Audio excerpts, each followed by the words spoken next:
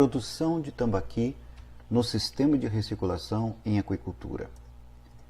O tambaqui, um animal cientificamente também chamado de Colossoma macropomum, ele possui um hábito alimentar onívoro. Ele aceita dietas de alimentos tanto de origem vegetal como alimentos de origem animal.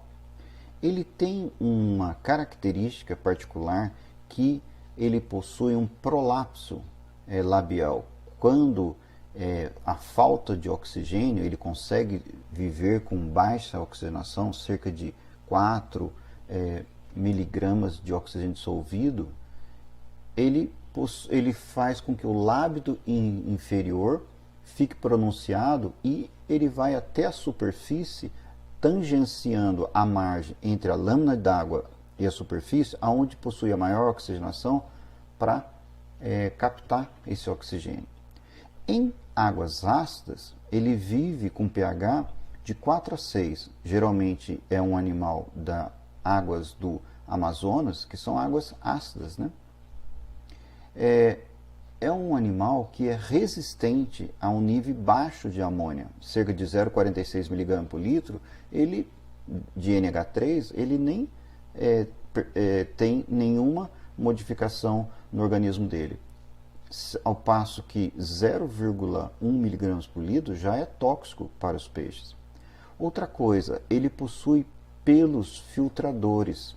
Esses pelos filtradores que ficam nas brânquias, quando ele está nadando, ele vai engolindo a água com o plâncton e retém nesses pelos o zooplâncton, ou seja, ele se alimenta também de uma cadeia alimentar trófica bem baixa. Ele aproveita bastante esse alimento vindo de fitoplâncton e zooplâncton.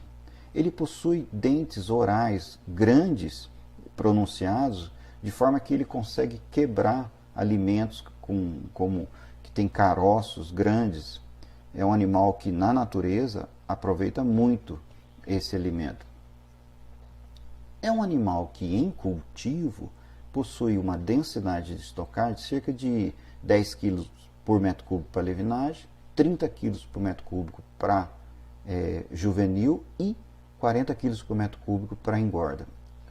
Esses relatos são científicos, comprovados, pesquisados, e nós temos observado, né, no sistema RAS, que esse animal aceita bem essa densidade. Passando de 40 kg por metro cúbico, já fica difícil você conduzir uma criação com esse desafio, acima desse desafio, sem que você tenha que dar mais oxigenação dentro do tanque.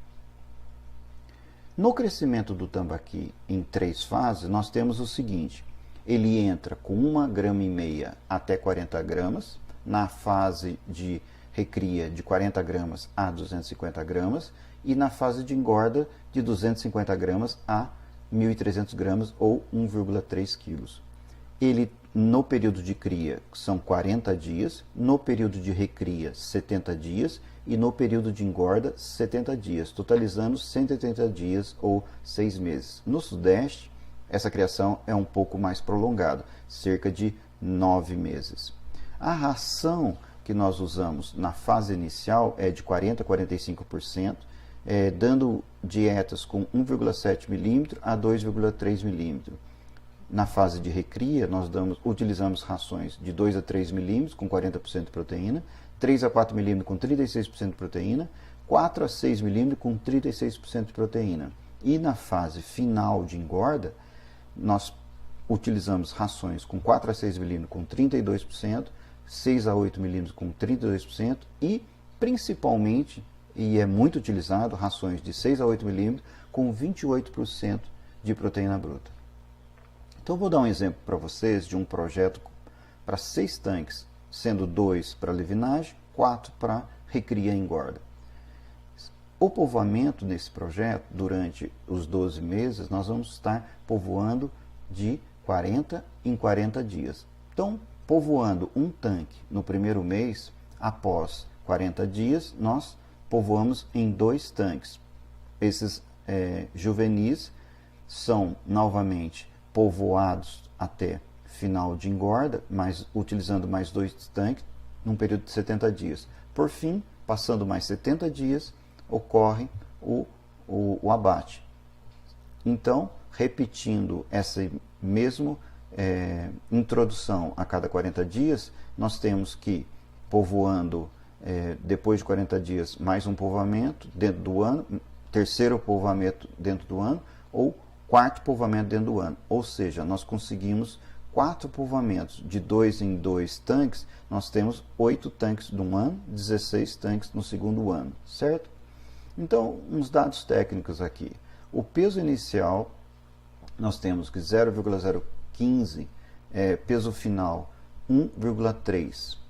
O período de cultivo para regiões quentes, 180 dias. O ganho de peso diário, nós já falamos em outra matéria o que é isso, né? Que é 0,7072 quilos, ou seja, o ganho de peso é igual ao peso médio final menos o peso médio inicial dividido pelo período de cultivo, que dão 1,3 quilos menos 15 gramas dividido por 180 dias, nós temos então aí 7,2 gramas por dia. É um valor alto, considerado comparado com outros peixes, mas nas regiões quentes nós temos comprovado que é possível no sistema de Haas obter crescimento final em 6 meses com peixes de 1,2 a 1,3 quilos. A conversão alimentar média que nós temos visto nas regiões quentes é de 1,28 de conversão alimentar, uma sobrevivência média de 97%, uma biomassa econômica, ou seja, quilos por metro cúbico de 40 quilos por metro cúbico, uma área útil do tanque em metros cúbicos, que nós usamos para projetos, nesse caso do exemplo, 60 metros cúbicos. Então, a densidade de estocagem por tanque é igual a biomassa econômica dividido pelo peso médio final vezes o volume do tanque de engorda. Como que é? 40 quilos, que é a biomassa econômica, dividido por 1,3, que é o peso médio final, vezes 60, que é o volume do tanque, é igual a 1.846 peixes dentro de cada tanque. Então, a biomassa por tanque é igual a 1.846 peixes vezes 1,3, que dão 2.400 quilos. A quantidade de peixe por metro cúbico é igual a 31. Como? A quantidade é igual a 1.846 peixes dividido por 60 metros cúbicos, que é o volume do tanque, é igual a 31 peixes por metro cúbico. O preço de venda médio no mercado, nós vamos colocar aqui um valor que nós temos visto com os produtores na faixa de R$ 7,00. O faturamento por tanque é igual a 7 vezes 2.400 quilos, R$ 16.800. O faturamento anual seriam 16 tanques despescados por ano, quando está estabilizado o projeto, 268.800, ou seja, 16.800 vezes 16 tanques dão R$ 268.800. A receita bruta por ano é cerca de 38% desse faturamento anual. Por que 38%? Esse peixe, a ração dele, utilizando rações de 28% de proteína, diminui o custo, e o custo alimentar, a ração, é cerca de 68% a 70% do custo de produção. Portanto, ele acaba tendo uma receita maior. Então, receita bruta é igual a R$ 268.800 vezes 0,38, dão R$ 102.144 mil para essa produção por ano, certo?